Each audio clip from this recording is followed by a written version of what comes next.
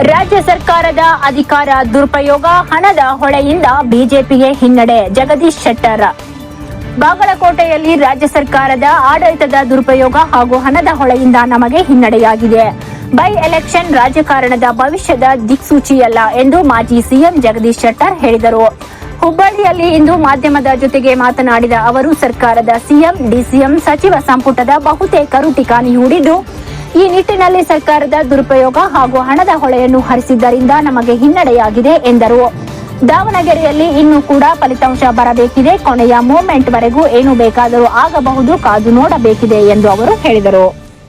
ನಮ್ಮ ಬಿಜೆಪಿ ಸರ್ಕಾರ ನಮ್ದು ಇದ್ದಾಗೂ ಸದ್ಯಕ್ಕೆ ಎಲ್ಲ ಉಪಚುನಾವಣೆ ಹೆಚ್ಚು ಕಮ್ಮಿ ನಾವು ಗೆದ್ದಿದ್ವಿ. ಅದೇ ರೀತಿ ರೂಲಿಂಗ್ ಪಾರ್ಟಿ ಅನ್ನುವಂಥ ಒಂದು ಅಡ್ವಾಂಟೇಜ್ ಇದ್ದೇ ಇರ್ತದೆ. ಈ ಹಿನ್ನೆಲೆಯಲ್ಲಿ ನಮಗೆ ಹೆಚ್ಚು ಹೋಪ್ಸ್ ಇದ್ದದ್ದು ಬಾಗಲಕೋಟೆ. ಅಲ್ಲಿ ನಮಗೆ ಸ್ವಲ್ಪ ಹಿನ್ನಡೆ ಆಗಿದೆ ಡೆಫಿನೆಟ್ಲಿ.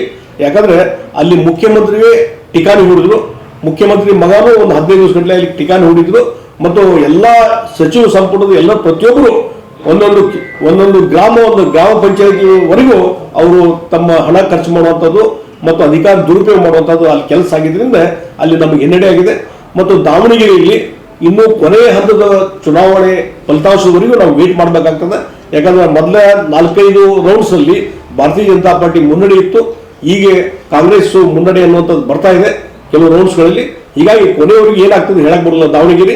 ಆ ಹಿನ್ನೆಲೆ ಇಟ್ಕೊಂಡು ಇವತ್ತು ಈ ಒಂದು ಉಪಚುನಾವಣೆ ಏನಿದೆ ಇದೇ ಎಲ್ಲದಕ್ಕೂ ದಿಕ್ಸೂಚಿ ಅನ್ನುವಂಥದ್ದಲ್ಲ. ಆದರೆ ರೂಲಿಂಗ್ ಪಾರ್ಟಿ ಅಧಿಕಾರ ದುರುಪಯೋಗ, ಹಣದ ಒಂದು ಹೆಚ್ಚಿನ ರೀತಿ ಅಂತ ಹಣದ ಹಂಚಿಕೆ ಇರ್ಬೋದು, ಎಲ್ಲವೂ ನಾವು ನೋಡಿದ್ದೇವೆ. ಯಾಕಂದ್ರೆ ನಾವು 4-5-6 ದಿವಸ ನಾವು ಬಾಗಲಕೋಟೆಯಲ್ಲಿದ್ದೆ. ಅಗ್ರಿ ವೆರಿ ಜನರ ಕಾನ್ಫಿಡೆಂಟ್ ಇತ್ತು. ಆದರೆ 1-2 ದಿವಸದಲ್ಲಿ ಹಣದ ಒಂದು ಹೆಚ್ಚಿನ ಹಂಚಿಕೆಯಿಂದ ನಾವಲ್ಲಿ ಸೋಲ್ತಿದ್ದೀವಿ ಅನ್ನುವಂಥ ಮಾತನ್ನು ಹೇಳ್ತೇವೆ. ಈಗ ಇವರು Basanagouda Patil Hindu trump card work out ಆಗಲ್ಲ ಅಂತ ನೋಡಿ. ಅದಕ್ಕೆ ನಾನು ಈ ಹಣ ಅಧಿಕಾರದ ಒಂದು ದುರುಪಯೋಗ ಏನಿದೆ ಅಲ್ಲ, ಇದನ್ನೆಲ್ಲಲ್ಲಿ ಇವತ್ತು ನಮಗೆ ಹಿನ್ನಡೆ ನಾವು ಅನುಭವಿಸ್ತಾ ಇದ್ದೀವಿ.